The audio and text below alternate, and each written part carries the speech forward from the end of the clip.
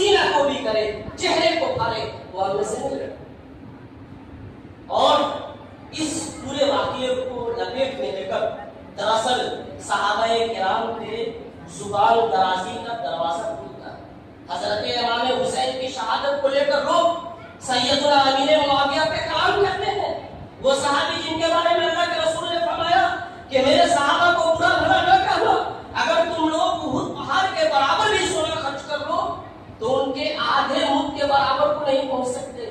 جس صحابہ کے بارے میں پوری امت کا اتفاق ہو، الصحابۃ کلھم عدول، کہ سارے کے سارے صحابہ ثقات کے عادل تھے۔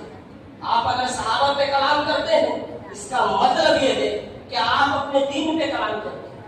اگر صحابہ جھوٹے تھے نعوذ باللہ، اگر صحابہ سچے نہیں تھے، یہ جو شیعہ لوگ ہیں صحابہ پہ جو زبان درازی کرتے ہیں اور ہمارے نوجوان ان کے پیچھے بھاگ جاتے ہیں یا حسین یا علی کا نعرہ لگاتے ہیں،